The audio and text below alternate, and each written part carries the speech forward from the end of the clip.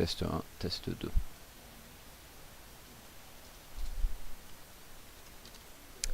Ok, donc normalement, les choses doivent fonctionner normalement. Je viens de relancer la salle de trading.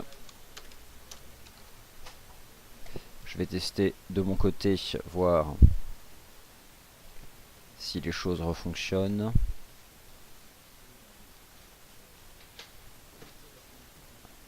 Ça marche.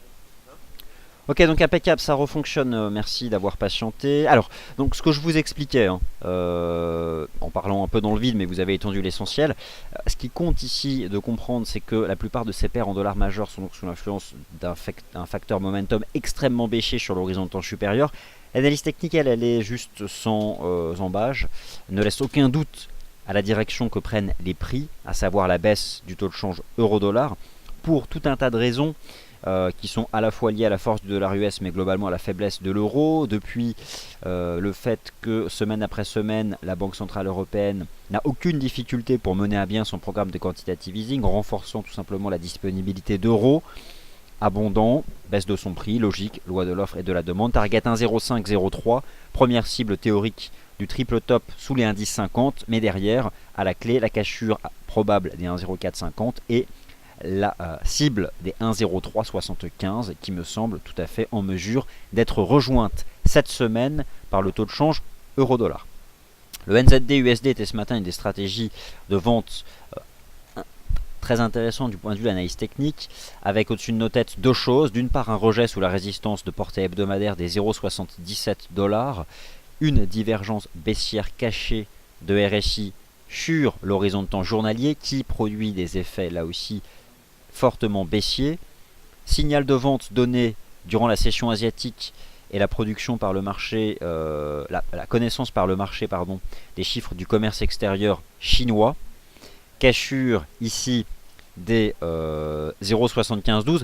La devise chinoise d'ailleurs se déprécie elle aussi avec une reprise de la paire de devises USD-CNH dont je vous avais parlé sur fond, on l'a vu, d'euphorie haussière à Shanghai et à Hong Kong, ça je vous en ai parlé tout à l'heure.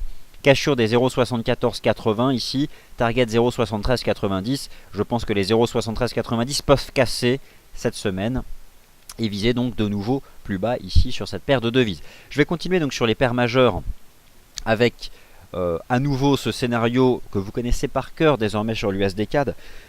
Ce trading range entre 1,2380 et 1,28. Dans le sens de la tendance, lorsque l'on rebondit sur la partie basse du trading range, la target se trouve en partie haute. Je vous ai donc expliqué la semaine dernière que nous pouvions profiter du processus de rejet intraday généré par de solides chiffres sur le marché du travail au Canada pour identifier un niveau de support sur l'USD CAD, ce qui donc fonctionne avec une reprise ce matin et une cible que j'envisage toujours cette semaine à 1,28 du côté de l'USD CAD. Tout simplement la partie haute ici de ce trading range. Donc euro dollar baissier, vous l'avez compris, c'est de l'analyse technique, c'est de l'approche fondamentale.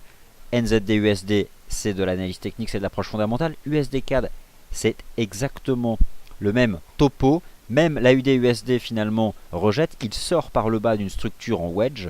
Elles sont globalement impulsives, ces patterns, notamment lorsqu'elles sont courtes et à mi-parcours d'un mouvement, jambe de baisse, reprise en wedge, on en sort par le bas. Les perspectives sont clairement baissières sur l'AUD USD cette semaine, avec à la clé probablement l'établissement de nouveaux plus bas. Et voilà, donc on est sorti par le bas. Première résistance ici. Mais globalement, je préfère largement le NZD USD. Pourquoi? Parce que l'AUD NZD, lui, rebondit depuis la parité. Alors lui, l'AUD NZD, il a fait la parité. Hein, il a fait 1 AUD égale 1 NZD. Il y a des chiffres importants cette semaine en ce qui concerne le dollar néo-zélandais et le dollar australien, au-delà du fait des spéculations du marché quant à des mesures de soutien du gouvernement chinois. Vous devez, je pense, avoir tous pris connaissance du calendrier économique qui concerne ces deux devises, notamment, bien sûr, les chiffres de l'évolution du marché du travail en Nouvelle-Zélande, jeudi 16 avril. La UDNZD, ça me plaît ce qu'il fait. On a fait une jambe de hausse ici, au-dessus de la parité. On fait un espèce de range ici, attractif selon moi. Et je pense toujours qu'au-dessus du premier support ici qui s'établit à 1,0146, il y a la possibilité d'adopter une stratégie positive en vue de viser les 1,0270. Il ne s'agit pas ici d'un travail de prévision boursière, quoique c'est le cas pour de l'intraday, mais je dirais qu'il s'agit avant tout de la mise en avant d'une possibilité d'utiliser l'analyse graphique pour un money management. Alors, ces données-là restent à votre discrétion. C'est ce que vous avez pu prendre connaissance dans l'avertissement légal. Hein. Il n'y a pas ici de suggestion, ni même de paramètres précis de money management. Par contre, l'analyse graphique, si vous cherchez à établir un paramétrage de gestion du risque, met en avant un support à 1,0146. Voilà, c'est ce que moi je peux vous indiquer. Ensuite, les décisions, je dirais, vous appartiennent. Mais lorsque je regarde ici la UDNZD, cela me renforce dans ma conviction que s'il s'agit de jouer un renforcement du dollar américain face au dollar des antipodes, il n'y a pas photo. Le NZD USD est le véhicule, le candidat, qui a d'ailleurs au-dessus de sa tête une puissante divergence baissière cachée de RSI sous la résistance hebdomadaire des 0,77 $. Alors, le GBP USD est toujours dans un cas un peu atypique. Lorsque vous corrigez la performance du FTSE 600 du taux de change GBP USD, vous réalisez en réalité que le marché action de Londres a une performance globalement proche de celle de Wall Street, entre 1 et 2%. La semaine dernière, la Banque d'Angleterre a clairement laissé envisager d'une part le maintien de son programme de quantitative easing et d'autre part l'exclusion d'un scénario de relèvement du taux d'intérêt principal en 2015. Ce qui fait que le GBP USD baisse depuis le début de l'année, autant d'ailleurs que le taux de change euro-GBP.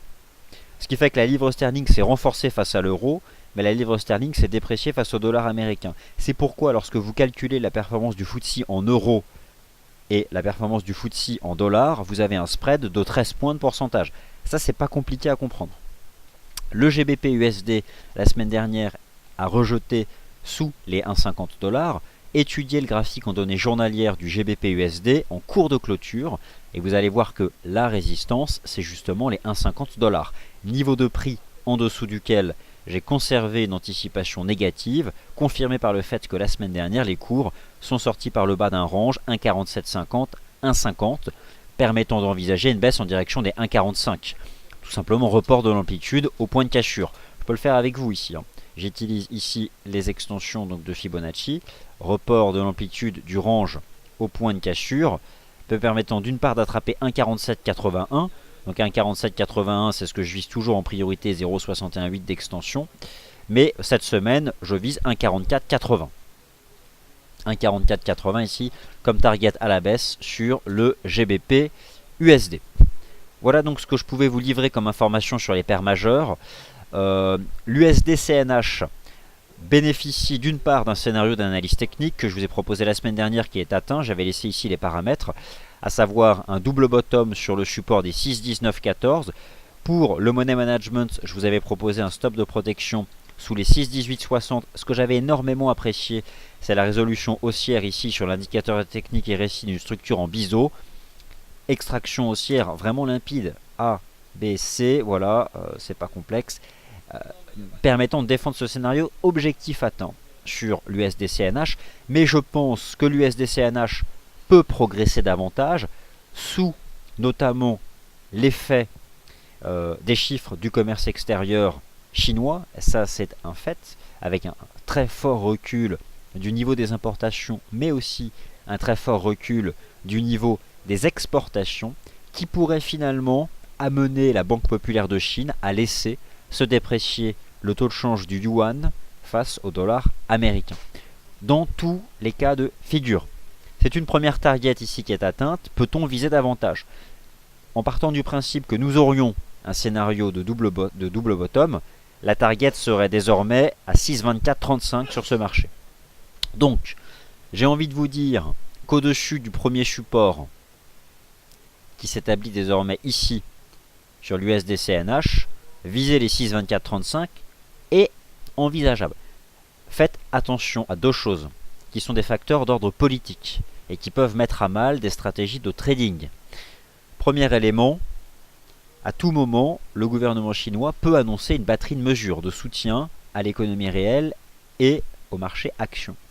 D'autre part, et elle l'a prouvé notamment mi-mars, la Banque populaire de Chine se réserve le droit d'intervenir sur le marché des changes, et c'est ce qu'elle a fait ici entre mi-mars et fin mars, avec une baisse de 1000 pips du taux de change USD-CNH.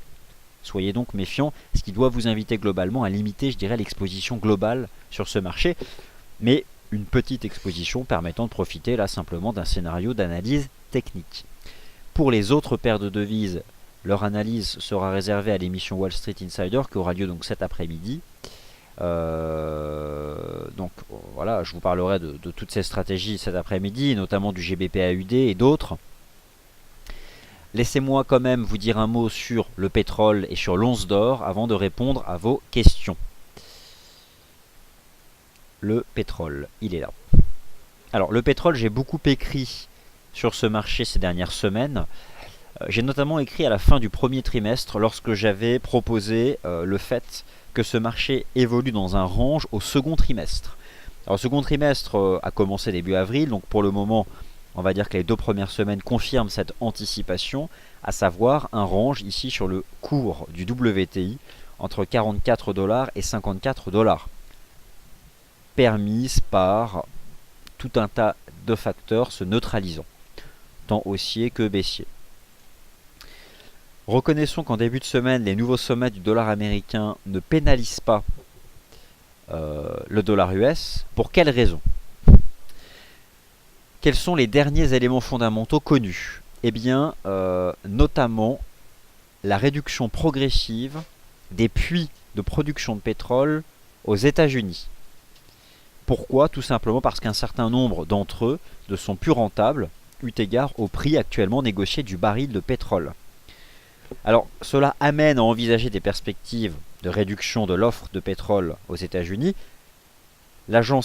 L'administration américaine de l'énergie nous a rappelé la semaine dernière que les États-Unis sont désormais premier producteur mondial de pétrole devant la Russie et devant l'Arabie Saoudite. Mais le facteur de baisse, c'est l'accélération du processus de restockage de pétrole aux États-Unis.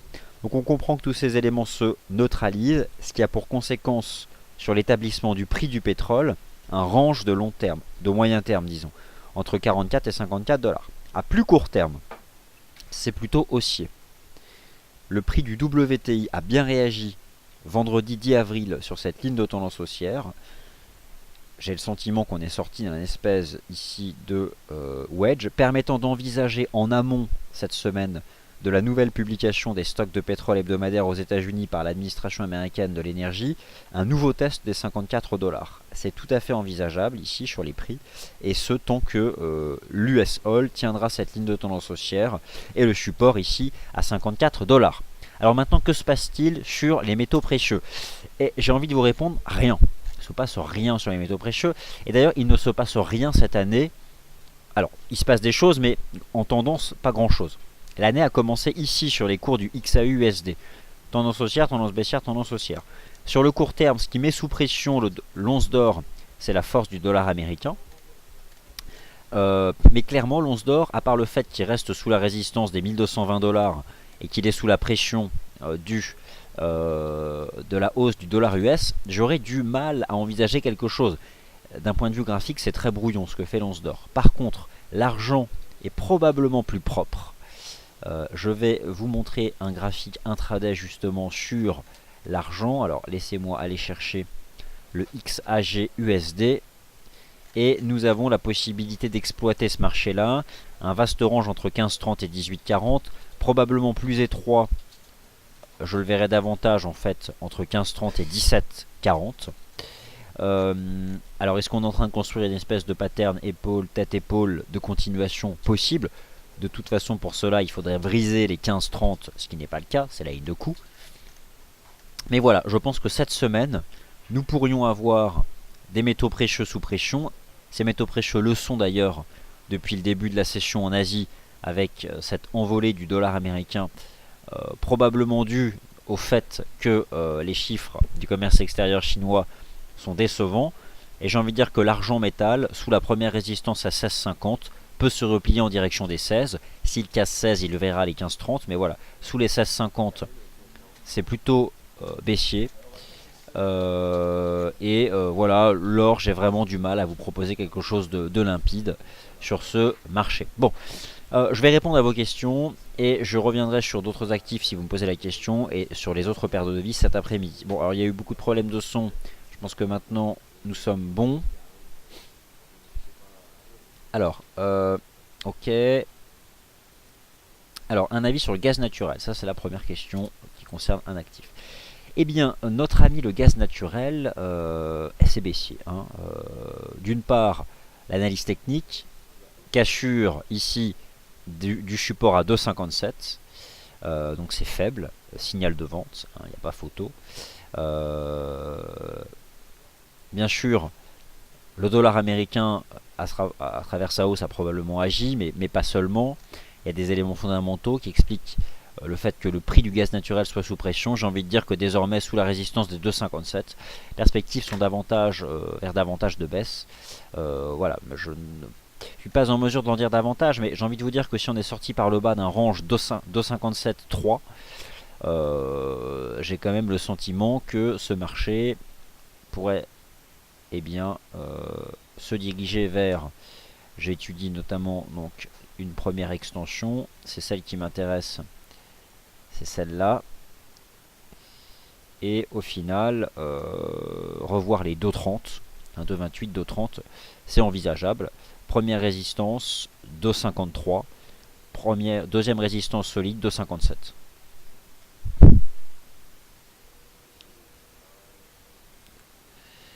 Alors Benoît 63 sur le NZD USD, il était possible, notamment la semaine dernière lorsque nous avons proposé la stratégie, vous avez encore l'article sur notre site en date de vendredi, mais il était oui en effet possible d'exploiter le début de la session européenne pour adopter une stratégie de vente sur le NZD USD. C'était précisément ce matin au pullback sous la première résistance ici à 0,7480. C'était donc ce matin le timing.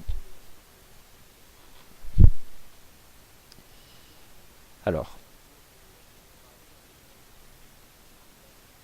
vous faites souvent mention à Fibonacci. Oui, je fais souvent mention aux extensions de Fibonacci pour deux cas de figure. Premier cas de figure, lorsqu'un marché évolue sur ses sommets historiques en termes de prix, il n'y a pas de référence passée pour déterminer des cibles, alors on reporte dans le temps l'amplitude de mouvement passé. Tout ça reste purement théorique.